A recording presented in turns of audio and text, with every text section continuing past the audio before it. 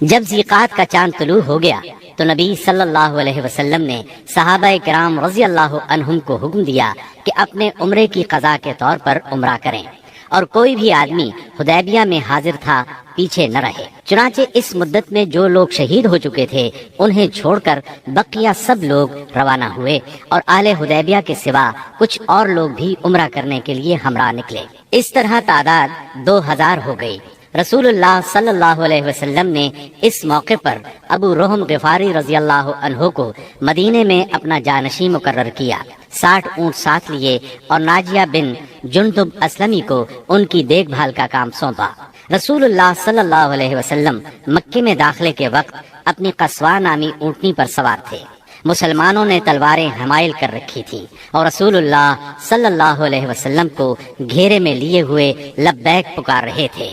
مشرکین جبکہ مسلمانوں کا تماشا دیکھنے کے لیے گھروں سے نکل کر کعبے کے شمال میں واقع قیقیان پہاڑ پر جا بیٹھے تھے، انہوں نے آپس میں باتیں کرتے ہوئے کہا تھا کہ تمہارے پاس ایک ایسی جماعت آ رہی ہے جسے یثرب کے بخار نے توڑ ڈالا ہے۔ اس لیے نبی صلی اللہ علیہ وسلم نے حکم دیا کہ وہ پہلے 3 پھیروں میں کندھوں کو ہلاتے ہوئے دوڑ کر چلیں تاکہ کفار کو معلوم ہو جائے مسلمان کمزور نہیں ہوئے۔ اس طرح چلنے کو رمل کہتے ہیں۔ یہ سنت آج تک قائم ہے اور قیامت تک قائم رہے گی۔ اہل مکہ نے اگرچہ معاہدے کی روح سے عمرے کی اجازت دے دی تھی، لیکن تھے وہ بہت طیش میں۔ رؤسائے قریش نے تو شہر کو خالی ہی کر دیا تھا اور کعبے کے شمال میں واقع پہاڑ قیقیان پر چلے گئے تھے۔ رسول اللہ صلی اللہ علیہ وسلم کو دیکھنے کے لیے مشرکین نے لائن لگا رکھی تھی۔ آپ مسلسل لبیک پکار رہے تھے، یہاں تک کہ آپ نے چھڑی سے حجر اسود کو چھوا، پھر آپ نے طواف کیا اور صحابہ کرام نے بھی طواف کیا۔ اس وقت سیدنا عبداللہ بن رواحہ رضی اللہ عنہ تلوار حمائل کیے رسول اللہ صلی اللہ علیہ وسلم کے آگے آگے چل رہے تھے اور رجز کے یہ اشعار پڑھ رہے تھے: خلوا بنی الکفار عن سبیلہ خلوا فکل الخیر فی رسولہ اليوم نضربکم علی تأویلہ كما ضربناكم على تنزيله ضربا يزيل الهام عن مقيله ويذهل الخليل عن خليله۔ اے ابنائے کفار، ان کا راستہ چھوڑ دو کہ ساری بھلائی اس کے پیغمبر ہی میں ہے۔ آج ہم اس کی تعویل پر تمہیں ماریں گے جیسے اس کی تنزیل پر تمہیں مار چکے ہیں، اور مار بھی ایسی ماریں گے کہ کھوپڑی اپنی جگہ سے چھٹک جائے گی اور دوست کو دوست سے بے خبر کر دے گی۔ اس طرح مکے میں آپ نے 3 دن قیام فرمایا، اور اس دوران میں سیدہ میمونہ بنت حارث ہلالیہ رضی اللہ عنہا سے شادی کی۔ وہ سید الشہداء سیدنا حمزہ رضی اللہ عنہ کی بیوی اور ابن عباس رضی اللہ عنہ کی خالہ تھیں۔ انہیں جب شادی کا پیغام ملا تو انہوں نے اپنا معاملہ سیدنا عباس رضی اللہ عنہ کو سونپ دیا، کیونکہ سیدہ میمونہ کی بہن سیدہ ام الفضل انہی کی زوجیت میں تھی۔ سیدنا عباس نے نبی صلی اللہ علیہ وسلم سے ان کی شادی کر دی۔ 3 دن گزرنے کے بعد قریش نے پیغام بھیجا کہ معاہدے کی شرط پوری ہو چکی ہے، اب مسلمانوں کو چاہیے کہ مکہ سے چلے جائیں۔ آپ نے یہ پیغام ملتے ہی روانگی کا حکم صادر فرما دیا اور وعدے کے مطابق شہر خالی کر دیا۔ موتا اردن میں بلقاء کے قریب ایک آبادی کا نام ہے، جہاں سے بیت المقدس 2 دن کی مسافت پر واقع ہے۔ یہاں کے سردار شرحبیل بن عمرو غسانی نے نبی کریم صلی اللہ علیہ وسلم کے سفیر حارث بن عمیر ازدی کو شہید کر دیا تھا۔ وہ نبی صلی اللہ علیہ وسلم کا خط لے کر اس کے پاس گئے تھے۔ اس طرح مظلوم حارث کے قتل سے سفیروں کی جانیں خطرے میں پڑ گئی تھیں، اس لیے نبی کریم صلی اللہ علیہ وسلم نے قریباً 3000 کی فوج زید بن حارثہ رضی اللہ عنہ کے ہمراہ روانہ کی اور فرمایا اگر زید شہید ہو جائیں تو جعفر امیر ہوں، اور جعفر شہید ہو جائیں تو عبداللہ بن رواحہ امیر ہوں گے۔ اسلامی لشکر شمال کی طرف بڑھتا ہوا معان پہنچا اور یہیں لشکر نے پڑاؤ ڈالا، اور جاسوسوں نے اطلاع پہنچائی کہ ہرقل قیصر روم بلقاء کے علاقے میں مآب کے مقام پر 1,00,000 رومیوں کا لشکر لے کر خیمہ زن ہے، اور اس کے جھنڈے تلے عرب کے صحرا نشین عیسائی قبائل لخم، جزام، بلقین، بہرا اور بلیجی وغیرہ کے بھی قریباً 1,00,000 آدمی شہنشاہ ہرقل کی آمد پر وہاں جمع تھے۔ اس لیے حاکم غسان نے ہرقل سے مدد کی درخواست کی۔ ہرقل نے اس کی مدد کے لیے فوج بھیج دی۔ اس طرح مسلمانوں کے مقابلے میں اتنی بڑی فوج آ گئی۔ مسلمان صرف 3,000 تھے اور دشمن 1,00,000 سے زیادہ۔ مورخین نے ان کی تعداد 1,50,000 تک لکھی ہے۔ اتنی بڑی تعداد دیکھ کر مسلمان سوچ میں پڑ گئے۔ اس کے بارے میں انہوں نے آپس میں مشورہ کیا تو کچھ لوگوں کا خیال تھا کہ ہم رسول اللہ صلی اللہ علیہ وسلم کو تحریری طور پر دشمن کی تعداد کی اطلاع دیں۔ رسول اللہ صلی اللہ علیہ وسلم کی طرف سے مزید کمک ملے گی یا کوئی اور حکم ملے گا اور اس کی تعمیل کی جائے گی۔ لیکن سیدنا عبداللہ بن رواحہ رضی اللہ عنہ نے اس رائے کی مخالفت کرتے ہوئے مسلمانوں سے فرمایا، ہم فتح اور شکست کے لیے نہیں، اللہ کی رضا کے لیے میدان میں آئے ہیں، لہٰذا فتح اور شکست سے بے نیاز ہو کر لڑو۔ انہوں نے یہ الفاظ کہہ کر لوگوں کو مزید گرما دیا، لوگو اللہ کی قسم، جس چیز سے آپ کترا رہے ہیں یہ تو وہی شہادت ہے جس کی طلب میں آپ لوگ نکلے ہیں۔ ہم تو محض اس دین کے بل پر لڑتے ہیں جس سے اللہ نے ہمیں مشرف کیا ہے، اس لیے آگے بڑھو، ہمیں 2 بھلائیوں میں سے ایک بھلائی ضرور حاصل ہوگی، ہم غالب آئیں گے یا شہادت سے سرفراز ہوں گے۔ آخر کار سیدنا عبداللہ بن رواحہ رضی اللہ عنہ کی پیش کی ہوئی بات پر عمل کیا گیا اور اس طرح جنگ شروع ہو گئی۔ رسول اللہ صلی اللہ علیہ وسلم کے پروردہ سیدنا زید بن حارثہ رضی اللہ عنہ فوج کے سپہ سالار تھے۔ سیدنا زید بن حارثہ نہایت جواں مردی سے لڑتے اور دشمنوں کو مارتے کاٹتے آخر شہید ہو گئے۔ ان کی شہادت کے بعد سیدنا جعفر طیار رضی اللہ عنہ نے جھنڈا اپنے ہاتھوں میں لیا۔ یہ نبی صلی اللہ علیہ وسلم کے چچا زاد سیدنا علی رضی اللہ عنہ کے سگے بھائی تھے۔ 33 سال کی عمر تھی، نہایت جواں مردی سے لڑے، جسم پر 90 سے زیادہ زخم کھا کر شہادت کا جام نوش کیا۔ ان کے بعد سیدنا عبداللہ بن رواحہ رضی اللہ عنہ نے علم ہاتھ میں لیا اور جنگ شروع کی، آخر شہید ہو گئے۔ پھر خالد بن ولید رضی اللہ عنہ نے فوج کی کمان سنبھالی اور 1.5 دن کی شدید ترین جنگ کے بعد اپنے سے 40 گنا فوج کو بھاگنے پر مجبور کر دیا۔ اس جنگ میں 9 تلواریں سیدنا خالد کے ہاتھ سے ٹوٹی۔ ادھر نبی صلی اللہ علیہ وسلم نے صحابہ کرام کو مدینے میں اسی دن 3 سالاروں کی شہادت کی خبر دی اور بتلایا کہ اب کمان خالد بن ولید کے ہاتھ میں آ گئی ہے، اور اسی جنگ کے بعد سیدنا خالد بن ولید کو سیف اللہ کا خطاب عطا ہوا۔ صلح حدیبیہ کو منعقد ہوئے 2.25 سال گزر چکے تھے اور ہجرت کا 8واں سال ختم ہونے کو تھا کہ کفار مکہ نے عہد شکنی کی۔ ہوا یہ کہ قبیلہ بنو بکر نے، جو کفار کا معاون اور حلیف تھا، قبیلہ بنو خزاعہ پر حملہ کر دیا۔ یہ قبیلہ مسلمانوں کا حلیف تھا۔ اس کے نتیجے میں بنو خزاعہ کو شدید جانی و مالی نقصان پہنچا۔ ان بیچاروں نے امان بھی مانگی، بھاگ کر خانہ کعبہ میں پناہ بھی لی، مگر انہیں ہر جگہ بے دریغ قتل کیا گیا۔ یہ مظلوم جب الہک یعنی اپنے اللہ کے واسطے کر کے رحم کی درخواست کرتے تھے تو یہ ظالم ان کے جواب میں کہتے تھے لا الہ الیوم، یعنی آج اللہ کوئی چیز نہیں۔ مظلوموں کے بچے کچھے 40 آدمیوں نے بھاگ کر اپنی جان بچا لی تھی۔ یہ لوگ نبی صلی اللہ علیہ وسلم کی خدمت میں پہنچے اور اپنی مظلومی اور بربادی کی داستان سنائی۔ عمرو بن سالم خزائی نے پردرد نظم میں تمام واقعات سنائے۔ اس نظم کے چند اشعار کا ترجمہ یہ ہے: قریش نے آپ سے وعدہ خلافی کی، انہوں نے اس مضبوط معاہدے کو جو آپ سے کیا تھا توڑ ڈالا، ہمیں خشک گھاس کی طرح پامال کر دیا۔ وہ سمجھتے ہیں کہ ہماری امداد کو کوئی نہیں آئے گا، وہ تو ذلیل ہیں اور قلیل ہیں۔ انہوں نے وطیر میں ہمیں سوتے ہوئے جا لیا، ہمیں رکوع اور سجود کی حالت میں پارا پارا کر دیا۔ اس طرح معاہدے کی خلاف ورزی کر کے قریش نے صلح نامہ حدیبیہ کو توڑ دیا، مگر بعد میں جب انہیں اپنی عجلت اور عاقبت نااندیشی کا خیال آیا تو رسول اللہ صلی اللہ علیہ وسلم کی خدمت میں ابو سفیان کو معاہدے کی تجدید کے لیے بھیجا، لیکن یہ ایک سیاسی چال تھی۔ رسول اللہ صلی اللہ علیہ وسلم نے انہیں کوئی جواب نہ دیا۔ ان حالات میں اس کے سوا کوئی چارہ نہ تھا کہ کفار کی سازشوں کے اس مرکز کو ہمیشہ کے لیے بند کر دیا جائے، تاکہ کفار کو مسلمانوں کی طاقت کا صحیح اندازہ ہو جائے اور وہ سازش کرنے کی جرأت نہ کر سکیں، نہ فساد اور لڑائی پر آمادہ ہوں۔ چنانچہ رسول اللہ صلی اللہ علیہ وسلم 10,000 صحابہ کرام کے ساتھ ہجرت کے 8ویں سال رمضان المبارک میں مکے کی طرف روانہ ہوئے۔ جب مکہ چند میل کے فاصلے پر رہ گیا تو آپ نے صحابہ کے ساتھ پڑاؤ کیا اور حکم دیا کہ سب لوگ الگ الگ آگ روشن کریں تاکہ کفار مکہ کو مسلمانوں کی کثرت تعداد کا اندازہ ہو سکے اور ناحق خون ریزی نہ ہو۔ یہ نہایت مناسب اور کارگر ترکیب تھی جو اللہ تعالیٰ نے اپنے نبی صلی اللہ علیہ وسلم کو سجھائی تھی۔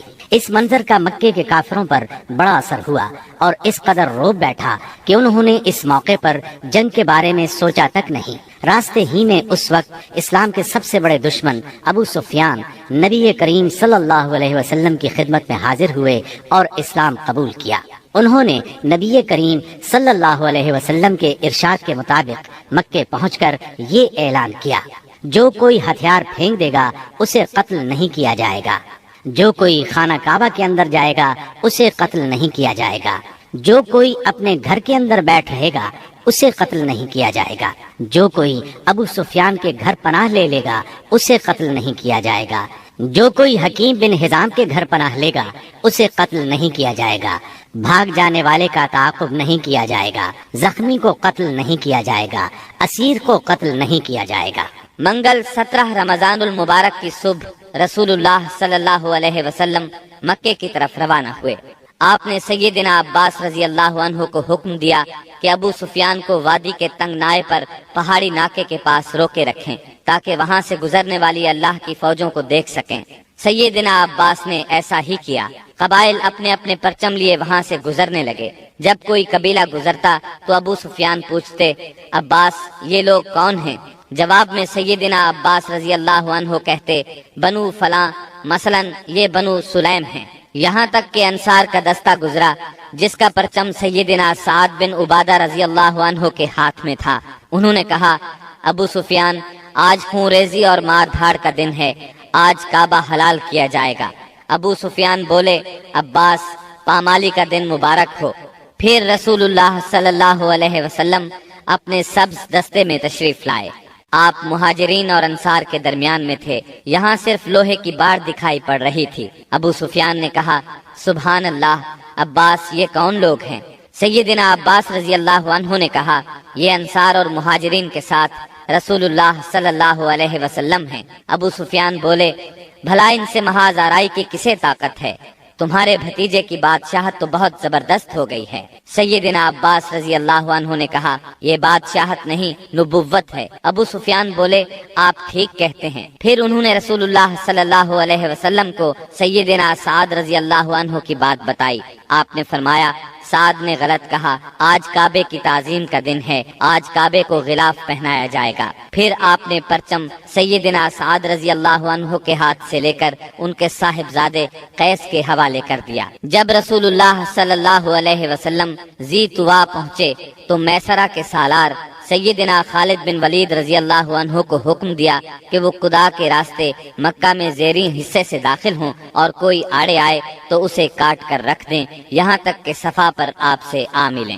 نبی صلی اللہ علیہ وسلم نے میمنہ کے قائد اور علمبردار سیدنا زبیر کو حکم دیا کہ وہ قدا کے راستے بالائی حصے میں داخل ہوں اور حجون میں آپ کا پرچم گاڑ دیں، نیز رسول اللہ صلی اللہ علیہ وسلم کی آمد تک وہیں ٹھہرے رہیں، جبکہ پیادہ اور بے ہتھیار لوگوں کے قائد سیدنا ابو عبیدہ رضی اللہ عنہ کو حکم دیا کہ وہ بطن وادی کا راستہ پکڑیں اور مکے میں رسول اللہ صلی اللہ علیہ وسلم سے آگے اتریں۔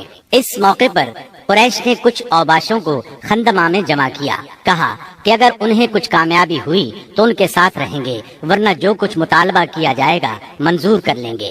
جب خالد بن ولید رضی اللہ عنہ ان کے پاس سے گزرے تو ایک معمولی سی جھڑپ میں ان کے 12 آدمیوں کو کاٹ ڈالا اور باقی بھاگ کھڑے ہوئے۔ اس کے بعد سیدنا خالد بن ولید رضی اللہ عنہ مکے کے گلی کوچوں کو رونتے ہوئے کوہ صفا پر رسول اللہ صلی اللہ علیہ وسلم سے جا ملے۔ البتہ ان کے دستے کے 2 آدمی بھٹک کر لشکر سے بچھڑ گئے اور شہید کر دیے گئے۔ ادھر سیدنا زبیر رضی اللہ عنہ نے حجون میں مسجد فتح کے پاس جھنڈا گاڑا اور ایک خیمہ نصب کیا۔ اس میں ام سلمہ اور سیدہ میمونہ رضی اللہ عنہما نے قیام کیا اور وہیں ٹھہری رہیں یہاں تک کہ رسول اللہ صلی اللہ علیہ وسلم تشریف لے آئے۔ تھوڑی دیر آرام فرمایا، پھر آگے بڑھے۔